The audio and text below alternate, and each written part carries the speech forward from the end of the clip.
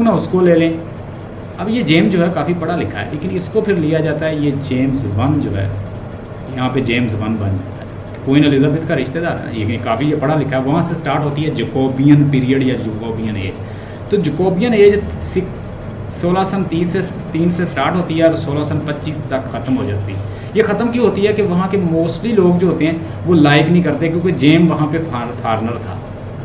GeM वहाँ का inhabitant तो नहीं है ना इंग्लैंड का, वो स्कॉटलैंड का है। तो इसलिए वो चाहते थे कि जैसे हम लोग चाहते हैं ना कि जो हम नुमाइंदे चुनते हैं वही हमारे ऊपर रूल करें, क्योंकि वो हम उनसे कोई बात भी तो कर सकते हैं, हम उनसे अपनी बात मनवा सकते हैं, भाई हमने वोट दिए हैं आपको। तो इस तरह वो ये कुछ प्रॉब्लम वहाँ पे आई, तो इसलिए वो अच्छी तरह रूल नहीं कर सका। इसकी 1625 में इसकी जो रूलिंग है ख़त्म होती है। जकोबियन पीरियड के बाद आता है चार्ल्स वन का पीरियड। ये 16 सन, ये देख लें, 16 सन 25 में स्टार्ट होता है और इसकी डेथ के ऊपर जब इसको एग्जीक्यूट किया जाता है 16 सन 49 में ये ख़त्म होता है। कैरोलन पीरियड जो है ये इसको कहते हैं कैरोलन पीरियड, क्योंकि चार्ल्स को जब लैटिन में ट्रांसलेट करते हैं तो ये कैरोलन बनता है। नोट कर लें ये सारे पॉइंट। कल मैं आपको कैरोलन पीरियड इंशाल्लाह पढ़ाऊंगा और उससे रिलेटेड और भी कुछ चीज़ें हम डिस्कस करेंगे। लें जी, ये दोबारा थोड़ा सा पॉइंट समझ लें। अब यहाँ पे देखें, ये था एक हेनरी सेवन, ठीक है। हेनरी सेवन के दो बच्चे थे, शेक्सपियर ने इनके ऊपर लिखा भी है। एक हेनरी एट था और एक थी मार्गरेट ट्यूडर, ठीक है, ये उनका ख़ानदानी नाम। इससे पैदा हुआ, मार्गरेट ट्यूडर से पैदा हुआ ये जेम्स, यानी इसके अंदर से जेम फोर जो है वो पैदा हुआ। जेम फोर इसके अंदर से पैदा हुआ और फिर आगे जेम फाइव, यानी आगे इन दोनों की यानी जो औलाद है वो क्या है, मतलब ये दोनों एक हैं।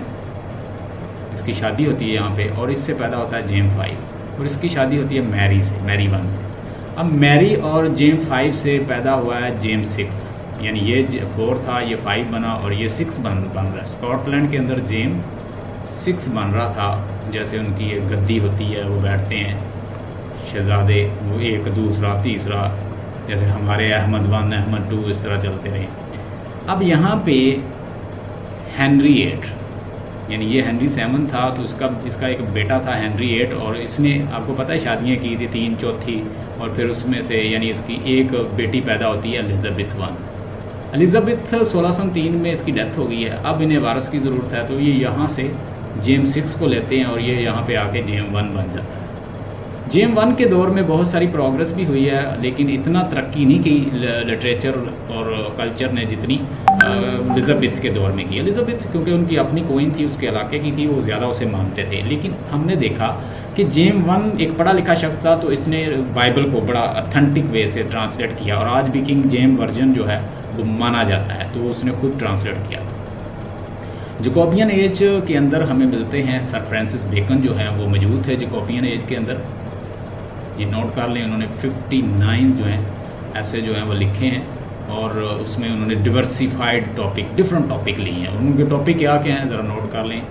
59 ऐसे लिखे हैं सर फ्रांसिस बेकन ने, और ये एक रेनेसेंस फिगर हैं। ये यानी एलिजाबेथ के दौर से शुरू होते हैं और ये कौन सा पीरियड देखते हैं, एलिजाबेथन पीरियड भी देखते हैं, कैरोलिन पीरियड, वो उससे पीछे का जो पीरियड है जकोबियन पीरियड भी इन्होंने देखा है। हिस्ट्री पे लिखा है, ट्रैवल पे लिखा है, गवर्नमेंट पे लिखा है, पॉलिटिक्स पे लिखा है, एथिक पे लिखा है, रिलीजन पे लिखा है, लॉ पे लिखा है, गार्डनिंग पे लिखा है, फैमिली, हिस्ट्री, हेल्थ, साइंस, ये सारे टॉपिक पे लिखे हैं। अगर मुझे कोई कहा जाए ना कि तुम लिखो, तो मैं लिटरेचर के अलावा शायद या इंफॉर्मेशन टेक्नोलॉजी के अलावा दूसरे तीसरे टॉपिक पे नहीं लिख सकता, क्योंकि मैंने जो मेरे पास ज़ख़ीरा अल्फाज हैं, जो लेक्सिकल आइटम्स मेरे माइंड में मौजूद हैं, मैं तो वही दूंगा ना। तो इसलिए ऐसा कहते हैं ना, बेकन कहता है कि I have taken all knowledge in my command. तो उसे कहा जाता है he was a encyclopedic, he has a wide range of knowledge, encyclopedic kind of knowledge, encyclopedia था वो नॉलेज का। उसने बहुत सारा इल्म जो है हासिल कर रखा था सर फ्रांसिस बेकन ने। जैसे मैंने बताया था, सर फ्रांसिस बेकन का जो दौर था, lust for knowledge, lust for power, lust for wealth, ये 3 चीज़ें तो वह उस वक्त बहुत मौजूद थी ना, तो इसको सारे फॉलो कर रहे थे राइटर। फर्स्ट एडिशन जो है वो 1597 में हुआ, सेकंड एडिशन जो है 1625 में आया इसके ऐसे का। ये जो है इसने जेम जो किंग था उसको डेडिकेट किया, जेम वन। बादशाहों के साथ बड़ी बना के रखता था ये।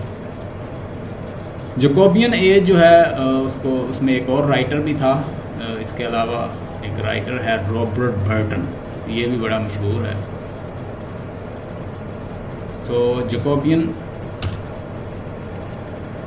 इसको देखिएगा, जकोबियन एज की पोइट्री को ज़रा थोड़ा सा डिस्कस करते हैं। स्पेंसरियन जो पोइट्स थे वो बड़े मशहूर थे। आपको पता है कि चौसर की एज में चौसर के फालवर आ गए, कैडमन फालवर आ गए, ठीक है। खाइनी वुल्फ जो है वो मतलब उसके फालवर आ गए। तो इस तरह फालवर बहुत बन जाते थे। मिसाल के तौर मैंने अच्छी किताब लिखी तो मुझे देख के दूसरा भी वैसे, मैं अच्छा पढ़ाता हूँ तो मुझे देख के 50 बंदे जो हैं वो कोशिश करें कि मैं वैसा पढ़ाऊँ। तो हर बंदे जो है वो एक बड़े राइटर को कॉपी कर रहे थे। अब स्पेंसरियन पोइट्स जो हैं वो क्या लिख रहे थे, वो थीम क्या देते थे, पेस्टोरल ट्रेडिशन बताते थे, नैरेटिव पोइट्री बताते थे, पोइट्री नरेट करके पॉलिटिकल, मॉरल और रिलीजियस वैल्यू को डिस्कस करते, एलिगरीज बताते। और फिनियस एंड जाइल्स फ्लैचर जो है, ये सारोस जो है इन्होंने लिखा है, मिल के लिखा है, ये दोनों मिल के पोइट्री करते थे टुगेदर। ये भी कौन से हैं, जकोबियन पोइट हैं।